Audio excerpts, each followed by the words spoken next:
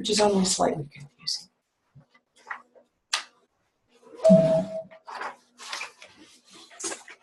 You all set? Let me just set this. Yeah. 7:30. It's 7:30 on the dot. That's what all the clocks say. But I've been curious that you have a pendulum that looks like a pendulum that never swings. I think it swung at one point and then, It gave up. well, or someone. We're about good to go here. Okay. Do I have Interrupted. to sign anything for this taping experience?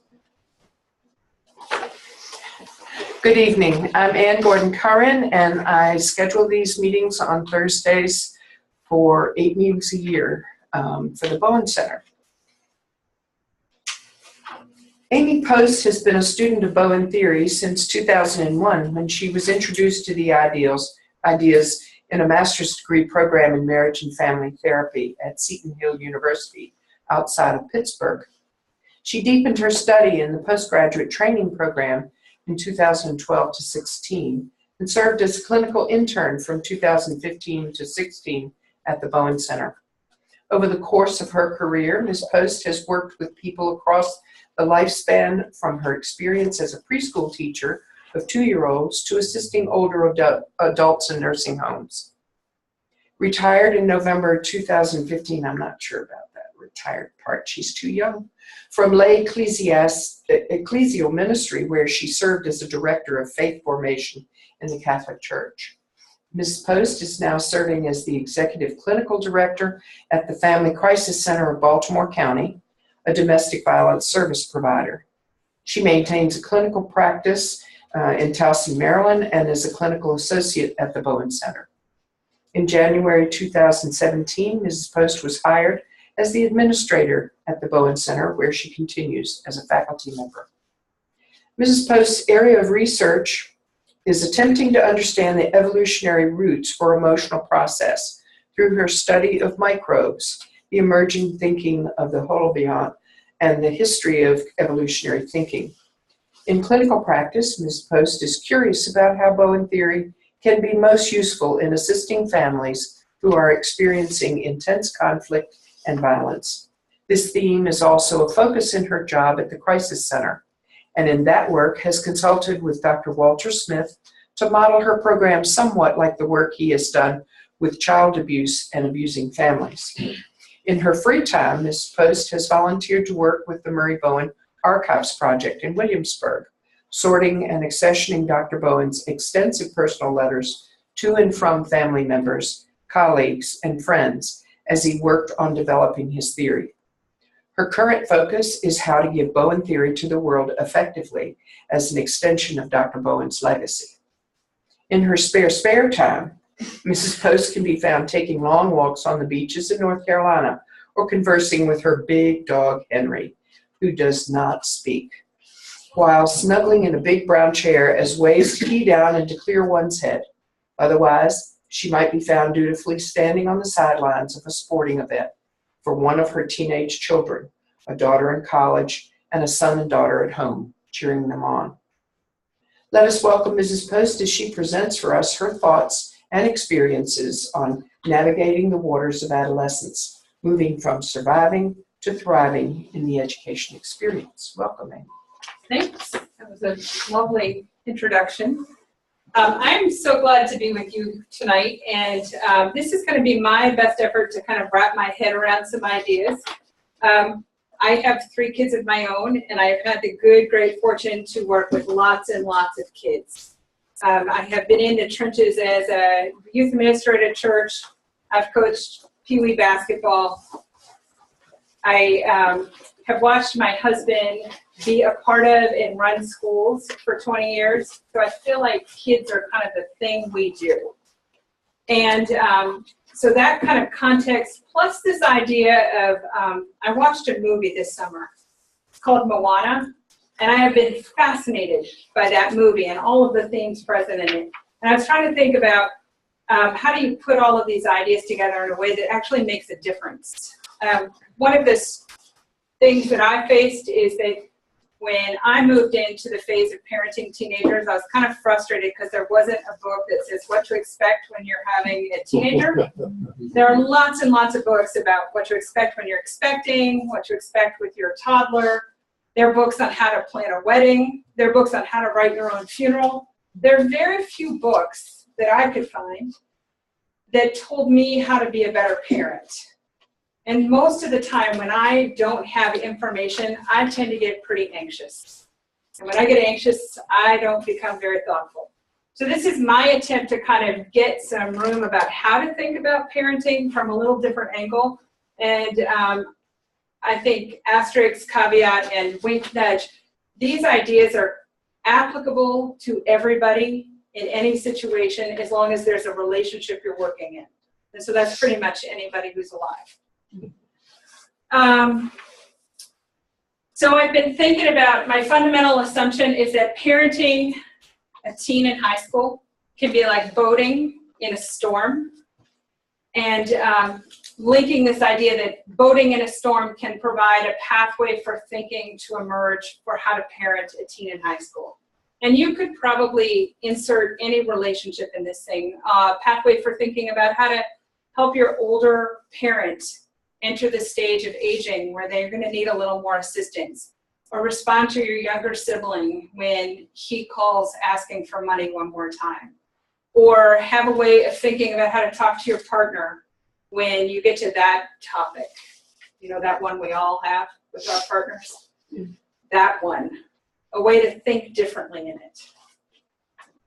So I borrowed a lot of these quotes or these ideas from the boating education websites. I read about 100 of them because I thought, this is really interesting. How do I survive boating in a storm? This one I think is really useful. Your job is to be sufficiently educated in order to understand when conditions become a threat.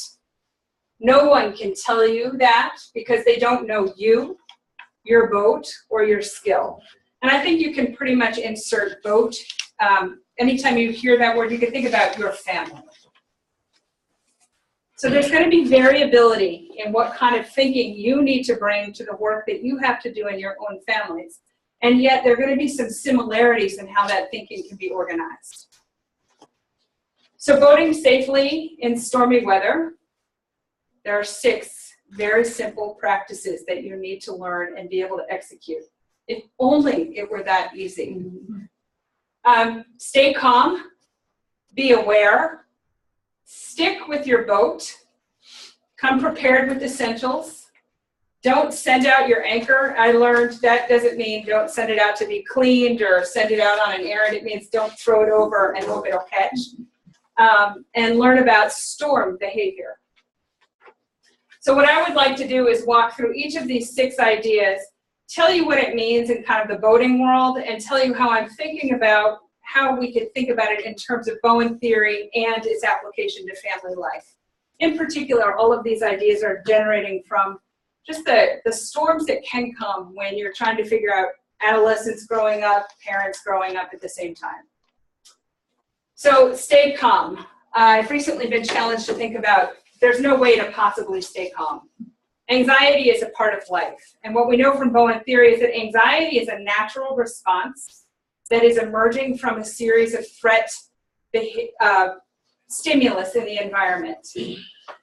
Some of it's real threat, some of it's perceived threat. And that this response, this anxiety response in all of us, is part of what it takes to live. It's adaptive. We need to have this kind of reaction in us. And yet at times, if that adaptation becomes the only thing we're using, it can mess up our functioning in other ways. So has anybody here ever boated in a storm? Okay, awesome. Were you at all nervous?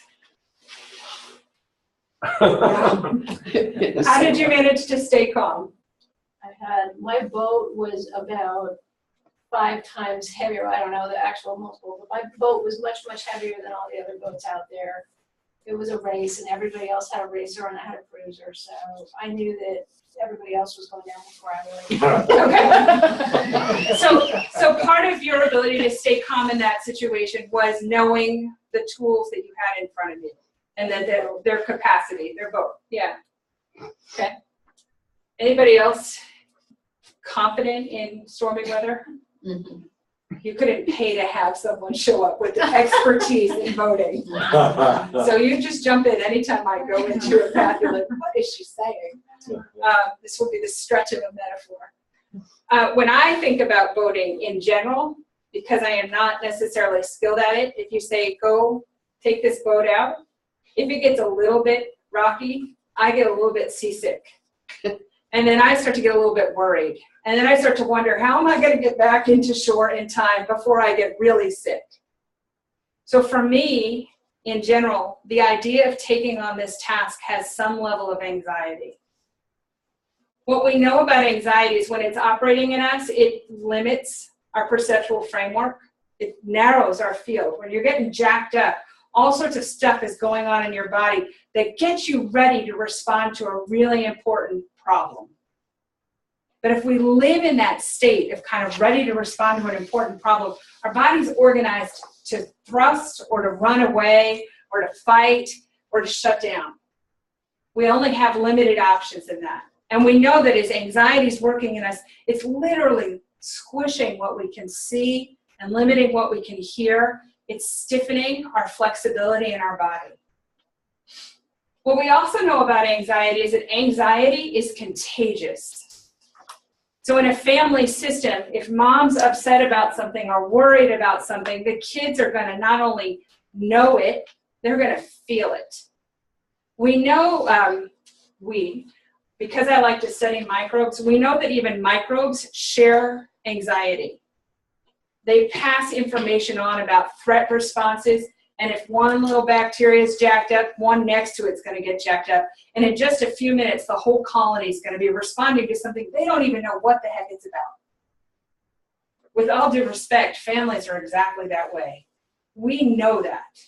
We know that the family emotional process is predicated on how this anxiety is shared and spread about all of the members. So when you're thinking about how to engage a teenager who's coming home and saying, oh my gosh, I hate school. It's so hard. Does anybody have a kid do that? Right? What do you do? My first response with my first one, oh my gosh, it's awful. She's struggling. What are we going to do? If I'm on a boat and all sorts of craziness is breaking out and I'm the captain of that boat and I start yelling out, oh my gosh, there's a big storm. We are all going to die. This is not going to go well for my crew.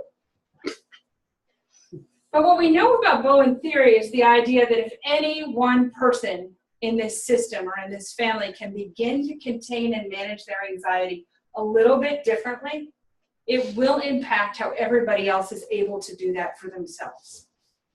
That's the cool story about systems, is that if one person begins to work on it differently and engage it in a different way, contain it a little bit longer, it will allow others to have that same ability to do so.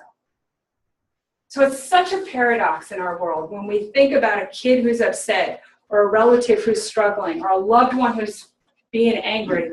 Our impulse that is kind of tied in this togetherness force is to move toward them and to be helpful. If we can think about how to stay calm and maintain ourselves, keep our thinking in place in heightened anxiety, we have a lot more room to utilize that brain that we're gifted with. But we know that when the brain's in this anxious state, the front part of our brain shuts down. It's not as accessible. And it's this part of our brain that has creativity, it has great big ideas, it has long-term and short-term planning. What a gift. I'll tell you what, when we're anxious, we're not really thinking about long-term. We have taken this timeline of eventually I will die to, oh my gosh, I'm going to die right this very minute. We've lost our ability to plan and think about lots of different repercussions over a longer timeline. So stage one, stay calm, which is hard to do. Probably more importantly, think about how you contain anxiety. There are not a lot of easy tricks for how to contain it, but there are a lot of ways to think about what you can do. And part of that is developing a discipline to regulate yourself.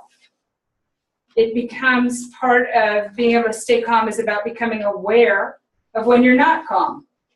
When is anxiety acting in you? What are the markers of how that anxiety shows up in you? For some, you have such lucky gifts.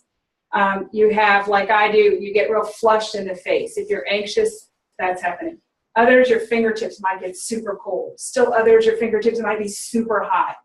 I have one person I work with, and they get sweaty. They get a little anxious, and then their body starts pouring out with sweat. What a lucky symptom to have, because it's a great marker. So the first step in being able to manage your anxiety is to begin to be able to observe it and see what's its impact on you. You could predict this if you were working on a boat. If you hit a storm and the person's not maintaining calm or not managing their anxiety, you could imagine what would be going down. Think about your own families. What's going down when you start to become anxious? What are those things that just automatically kick out in the whole family? Where have you tossed your hot potato of uncomfortable feelings? And what are the people that you've thrown them at having to do with it? Those are fun things to kind of start to watch. And then once you start to know how it's operating in you, you have a chance to begin to try and regulate it. If I know that when I am anxious, my first impulse is to give a good answer, or even better yet, helpful advice. If I can slow that opportunity down in myself, I might have a little more ability to regulate and contain my anxiety. And then I can watch what happens when I'm not throwing it at somebody else. Go a long way. So the second idea is to be aware. In boating, the paragraph I was reading on this is you have to be aware of everything around you. You can't just be aware of your boat and the stuff that you have on the boat. You have to know where the shoreline is. You have to know the depth of the water. You need to know what the underlying topography of the ground is. That was something I didn't even think about, but you better know when you're going to hit low, shallow water and deep water. You need to be aware of the wind. You need to know what the current is. You need to know if they're in concert or disparate. You need to be aware of the history of how the water around you has been acting when this type of weather pattern moves in.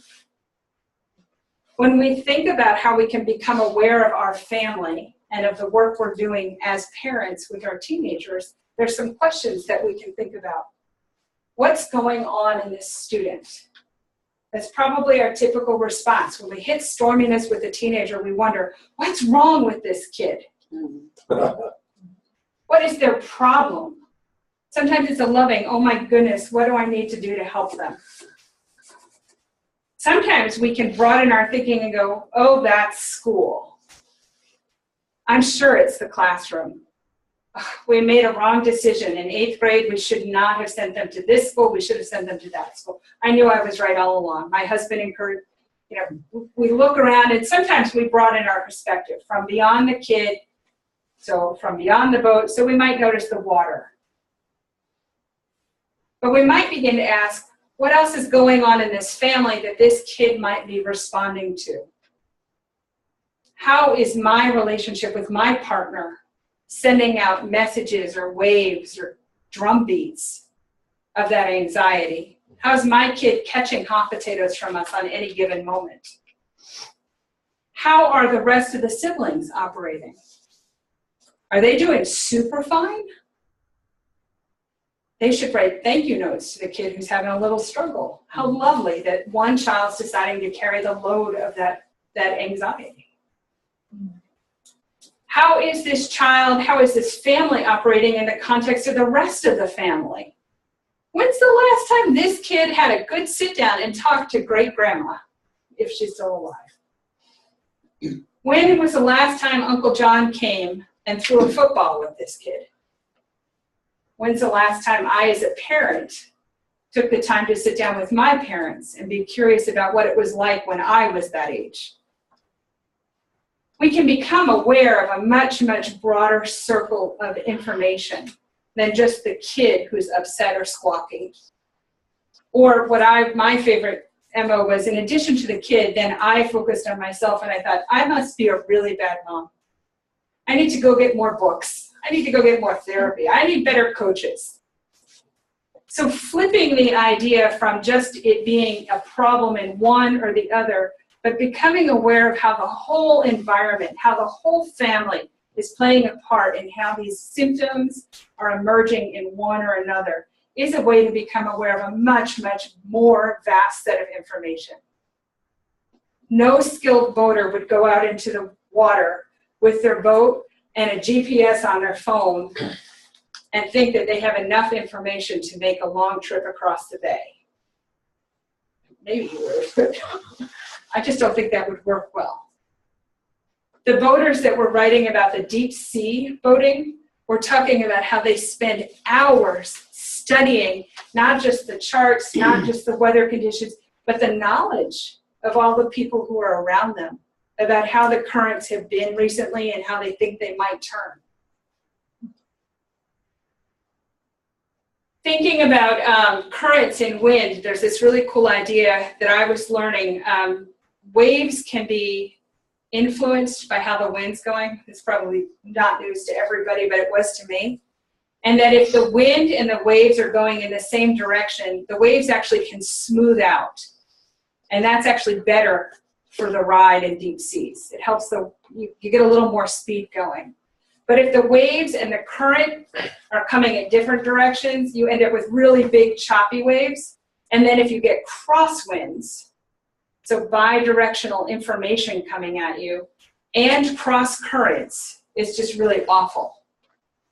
So when we think about the environment, being aware of this place our kids are in, and we think about how the family unit provides kind of the primary source of information, if mom is kind of going in one direction, dad's going over here, school's saying another thing, and you're saying to your kid, choose one.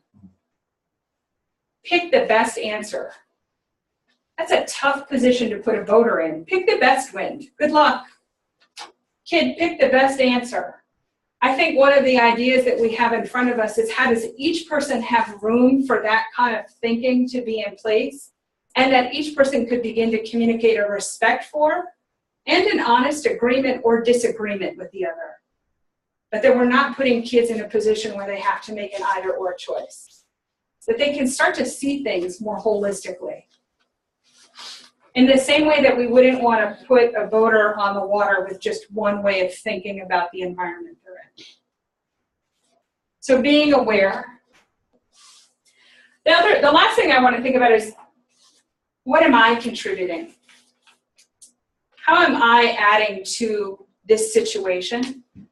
Because I think the bottom line is, and voting remains a really useful metaphor in my head for this, is that you can't change any of the conditions out here. Good luck, try. You could stand on the deck. There's the one scene, some scene where he stands on the front of the ocean, the liner, and he screams, "Come on, come get me." He's hoping the ocean's gonna jump up. I don't know. I haven't had any success. In Moana, she yells at the ocean and says, "Come on, you've got to help me." And it ignored her.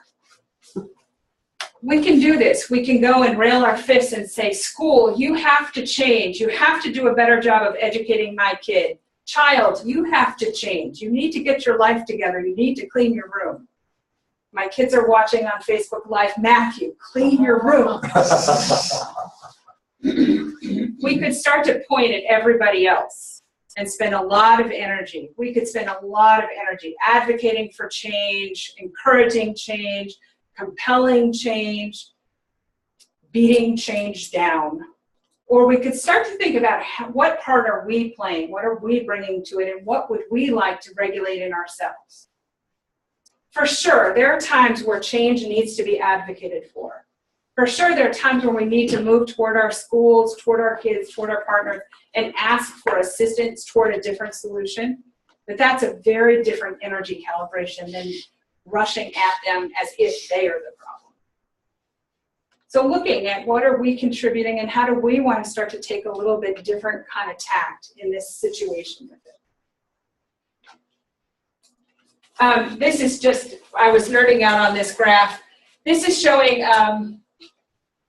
one of the things that sometimes we get caught in as parents is thinking that shallow water is safer water. So we put our kids in situations where we're going to protect them from a potential storm. We want them to go into a space where it's not going to be as scary for them, but probably mostly for us as parents. We're going to limit the risk that we're going to expose them to because we're petrified of what happens when they get smacked down by a wave and they're wailing and crying in the sand, and it's just upsetting to everybody. So what this shows is that actually as you get to shallower and shallower water, the force of the wave has less and less area to be transferred over. For a 4-foot wave, it has 16 feet of impact on the bottom side. So as you shorten the land between that 16-foot, the water line and the land, as you shorten it, all the force that was caught up in this distance has to get transferred up to the energy in this wave. So sometimes the irony is all this idea of protecting, we fail to read or be aware of the environment in a way that helps the child have enough room to take a good risk. And it was more about our anxiety than the reality, because the reality is that shallow side is where the waves are going to smack you hardest. If you can get out into deeper water, the waves are still there, but there's a lot more room to begin to navigate it. I think that has implications for when we think about a family system, that when anxiety is high, if we're not managing our anxiety or containing it, sometimes one of the responses is we hunker down and we pull everybody in. And we limit our contact with things that we presume to be threatening to us. Sometimes we limit contact with extended family that has been upsetting. And we've lost some opportunities for our kids to be exposed to other people. We've lost some chances for deeper waters to bring out new wisdoms and depths from all these other relationships. Sometimes we do that. And then we leave ourselves a little bit vulnerable to getting whacked by a wave or even beached on the shore.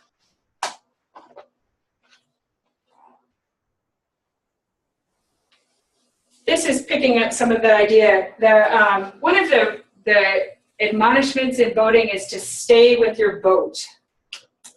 That really struck me as odd, because if my boat flips over, I have this panic idea in my head, I don't want to go down with it. There's a scene in the Titanic where the mom's decided it's hopeless, and she takes her 2 children and they go way down into their berth, and she tucks them in, and says, that's it, this is not good. I do not want to stay with my boat when it's going down. It's counterintuitive to me. It makes me anxious to even imagine that. But when we're in a smaller boat, the advice is to stay near your boat. It gives you a place to be identified easily. It gives you a place to eventually cling onto. Even though it's tattered and torn, it may have opportunities to be your refuge. There might be some hidden resource you hadn't previously considered. But if you start to drift off from that boat, there's less chance of anybody finding you, and there's darn no chance of you having any chance of resource from that remains. So when I think about this, I am reminded that even though my family may sometimes be challenged in staying connected to the greater family that we're a part of, that it is important to stay near my boat. And as a human being, our boats are always going to be our people. And our primary groups of people are our family. So even when they're scratchy, or maybe they're opinionated, or they like the wrong political party, even if when I go and visit one parent, I break out in hives, it is an opportunity for me to think about, how do I stay with my family? And at the same time, remain consistent with who I am. That is not an easy task. But if you think to start to put all of these ideas together, as each of us becomes more aware of how anxiety operates in us and how that anxiety is contagious between people, and how an automatic response to anxiety and the discomfort it might cause would be to back away, to cut off, to distance. One of the opportunities we have is we become more aware of how anxiety impacts us, more aware of the whole environment and how that's flowing around us. And we start to take on more responsibility for containing our anxiety and managing self. We could stay with our boat a little bit longer. You're not going to be quite as quick to panic and kick away if you have in your thinking, this is hard, but this is important. It could be useful to me later on. I don't know how, but I think I'm going to take this risk of staying in it for a bit. So the question to ask is, how can you stay connected without losing yourself? And if you figure that out, please start writing it down and let me know. We will publish it. Because that is a work of a lifetime. How do you stay connected and not lose who you are? In a way that's thoughtful and respectful of the people you're connected to. So think about this as its implication flips on your kids or the people you know that have teenagers, and you start to think about those teenagers. I have one right now that as I was thinking about that, I conjured up her an eye roll. And I thought, she's my boat. But sometimes when the storminess kicks in with her and it gets a little scratchy, my automatic is to back away. Because it's easier to have some distance in that than it is to stay in the discomfort of the stormy water. My kids get frustrated and upset all the time because we are just slow in our parenting. Is anybody else slow parent? Slow. Slow, like they ask you something and then you're like, what's that mean? Or you say, could you set the table? And they go, yeah. And you go, like half an hour ago I asked you to set the table. Will you do it now? And they go, gosh. Mom, are we the only ones? You'll miss that age. I'm sure I will not. But I think when that stuff kicks up, anytime somebody doesn't want to be in a total agreement with us, there is an automatic response to say, fine. This boat's not working for me anymore. How do we stay connected and yet not give up our position or our way of thinking? Such a good workout. If you could pick even one idea and practice it once a year, it would be different than how most of us manage working with our families. At least this family, I can't speak for yours. Come prepared with the essentials.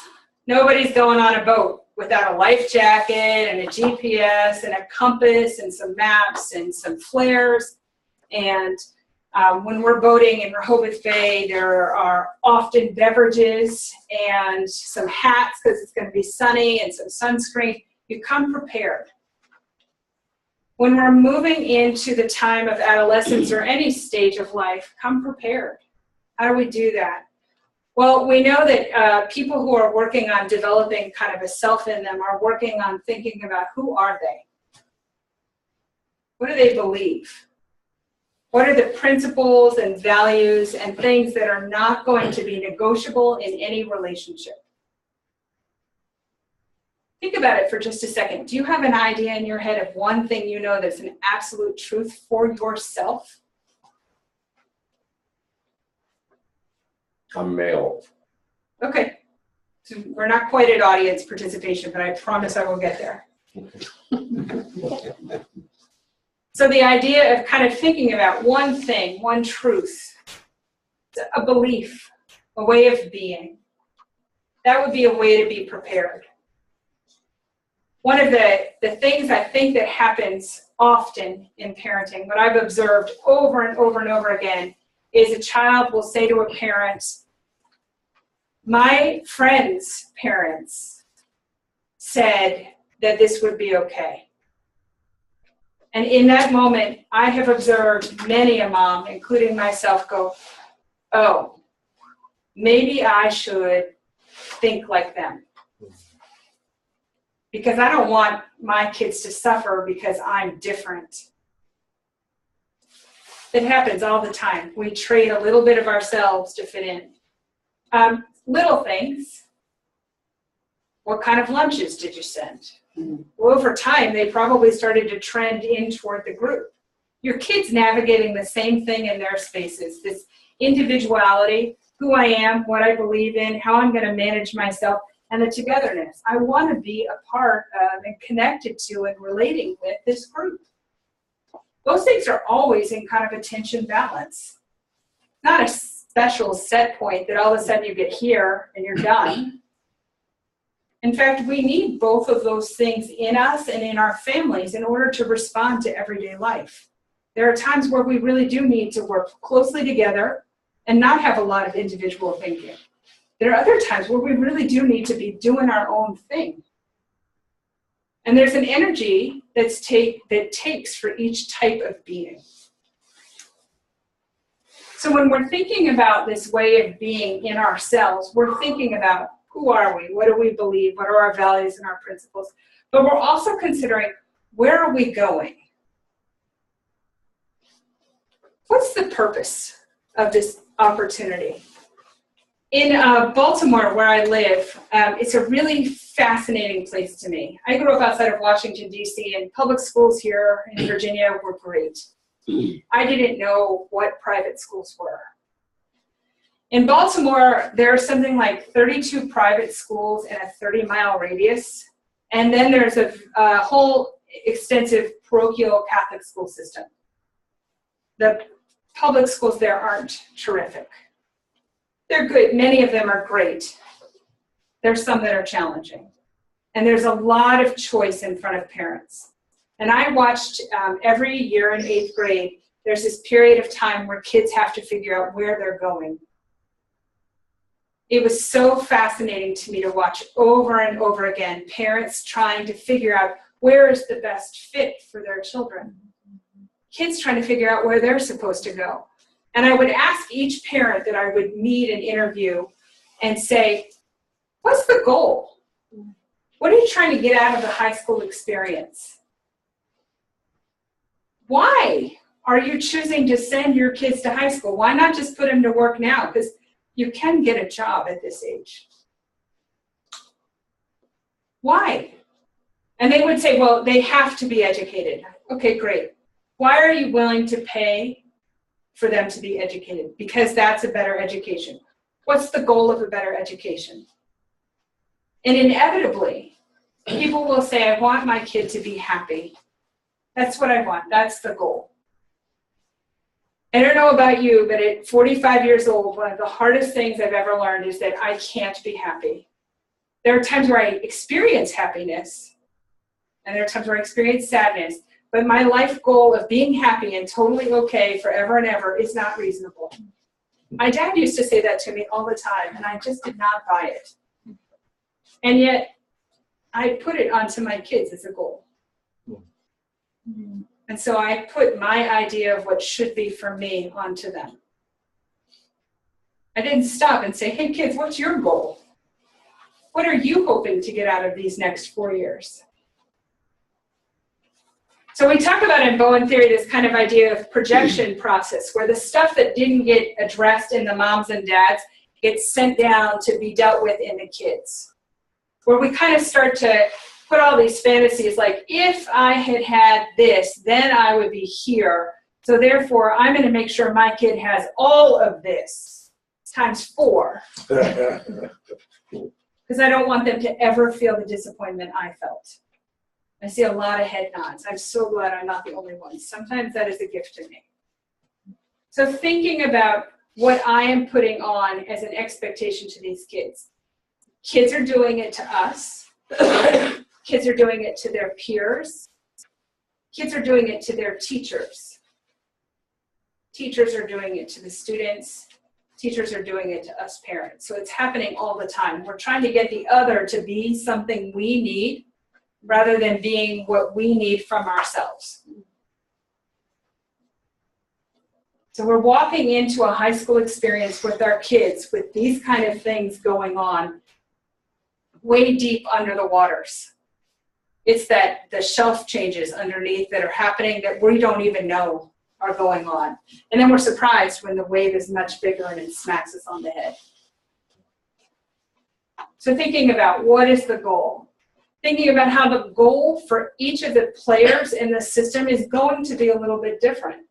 And yet often we presume as parents that we are in concert with one another about what the goal is.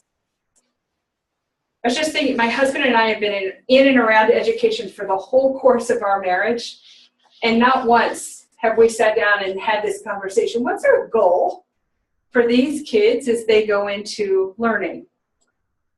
I hadn't really thought about it for myself until I started working on this. And then I thought, wait, what a dummy.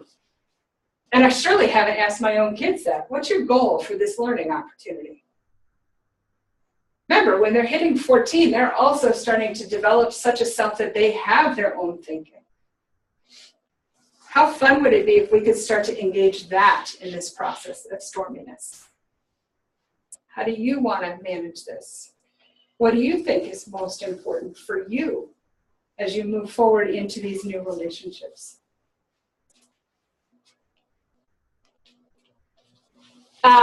Don't send out your anchor. This was the hardest one for me to wrap my head around. If you put your anchor in, you lose your ability to navigate and move quickly if the conditions change rapidly. You get stuck in a fixed position and you become more vulnerable. I was thinking about how often families can get stuck in a mindset or a way of believing things that limits the type of information they're taking in. It limits how the information is being interpreted, and it certainly limits the behavioral outcomes from how all that information is synthesized. So we can be like a boat in a stormy setting, and we've put our anchor down, and we've tied ourselves to one position, and we've lost our ability to be flexible when the conditions change. So when we think about how do we not throw our anchor down, the question I'm wrestling with is, how am I stuck in a fixed way of thinking or being? What's stuff that I just assume is the right way? Like, of course this is the way it is, that I haven't even begun to question whether or not it's the right way. Just because I've been walking around like this a little bit. One way to think about not sending out your anchor and developing a little bit of flexibility is to start to think about, are there other outside perspectives who can offer alternative views? Not necessarily to tell you who or how to be, but just people who can feed back information or observations to you. You know, sometimes working with a coach is that person. Other times it might just be a friend. I would contend that oftentimes it's that extended family that we sometimes try not to engage because, you know, we're so busy and they're so busy. But sometimes that aunt has an insight into how our family works that is just golden. Or that person who's got this scratchy response to everything might have a way of seeing and hearing things that is just new and different. That may not be right or the answer you're looking for, but it moves your thinking enough that you're not anchored to this one spot. We'd never say to our own children, we want you to get a way of thinking at age 14 and we want you to persist with that for the rest of your life. I'd still be wearing red and white and black Air Jordans if that were the case. I thought those were pretty the bomb back then. Thank goodness my anchor wasn't set on that particular way of thinking. As parents, there's a lot of stuff we throw anchor down on that we get fixed on because it's coming out of, again, that fear response. And if we can have a little bit more flexibility in containing and managing our anxiety, we can have a little less likelihood of getting fixed in that one spot. Sometimes I think it's fun, even though I probably am not going to change my position, I ask the question, what would flexibility look like? And I imagine a line in front of me. I'm a pretty visual thinker. So I put myself on one point And then I drag my image of myself through lots of different distorted lenses, like going through the fun house and all those mirrors. And I just imagine what's happening if I'm being tugged and pulled in different ways. How would I look?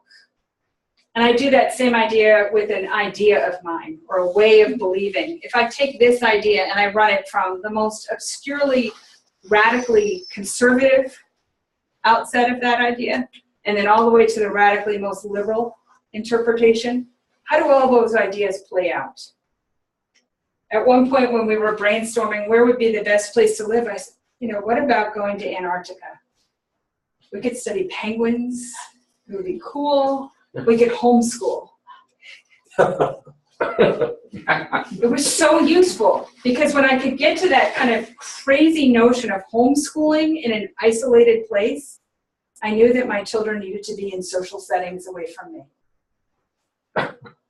But there was a period where I was afraid to send them to X or Y or Z space because too many variables of other people. They might get their feelings hurt. This is when they were way littler. So having some flexibility, even in your own thinking, where you can play with an idea, gives you room to have some flexibility in how you might respond. It may not be that you always go to the flexible response, but if you could start to do the mental gymnastics, it might be a way to get a little bit more maneuverability. Last but not least, or maybe first and foremost, learn about storm behavior. This is where you get to be a really good student of all the things that go into a storm.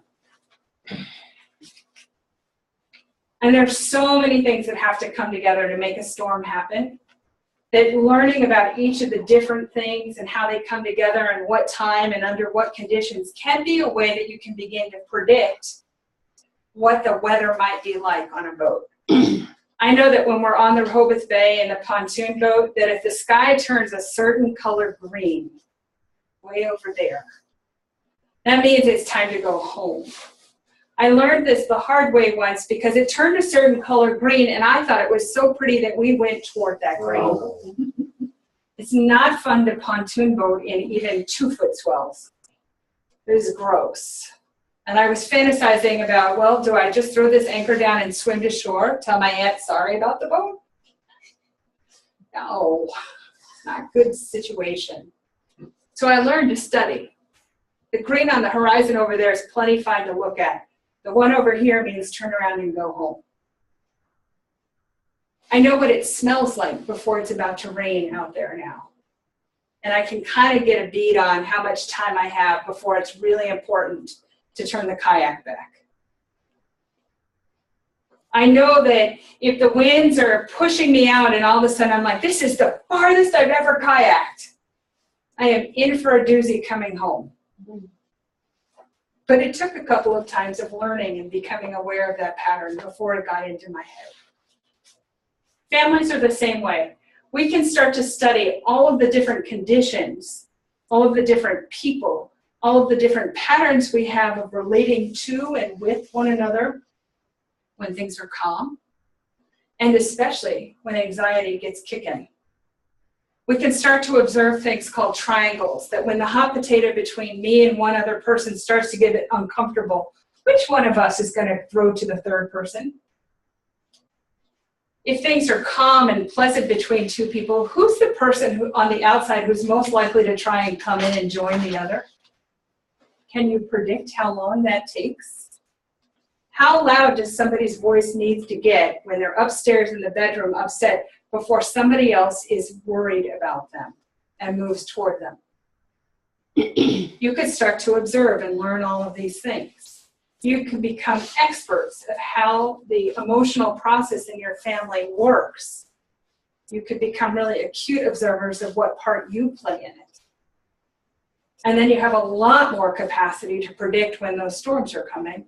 Maybe even head off some of that bad weather. But that takes a lot of study.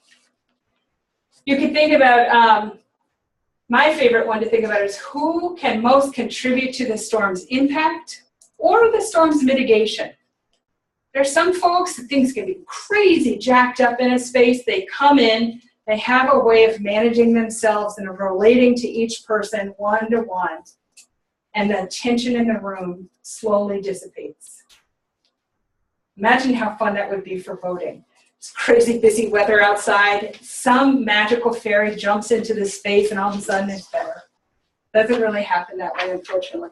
But in family systems, what we know from the work of Dr. Bowen is that if one person can start to become a more responsible self, the rest of the family has a different way of being.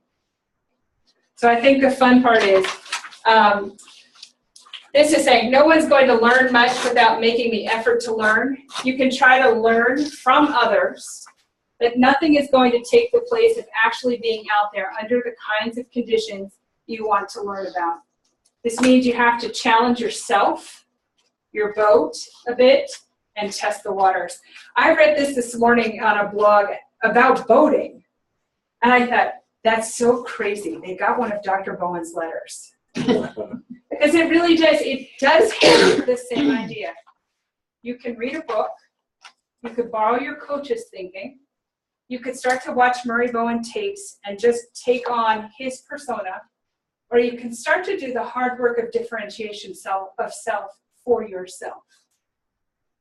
And you can start to observe, start to contain, start to try and regulate, to be a more responsible member of your family and for yourself. And then you have a chance to experience a different kind of ride in these storms. So my hope is that we can go from feeling like a tidal wave is coming at us to realizing that sometimes what feels like a tidal wave in a big storm is really just a little kid making waves in a bathtub. And if we can keep our thinking in place, we might have a little bit more flexibility in how we relate to the challenges in front of us. So that is all I have in terms of content. What I would be interested in is hearing what your thinking is stirred, if you have any questions, comments, ideas, corrections. Quick one, how do you spell the movie Moana and where can you see it? Moana, and it's I think it's a Disney princess. Thank you. Here's the short story of it. Moana is the heir apparent of this island nation, and she is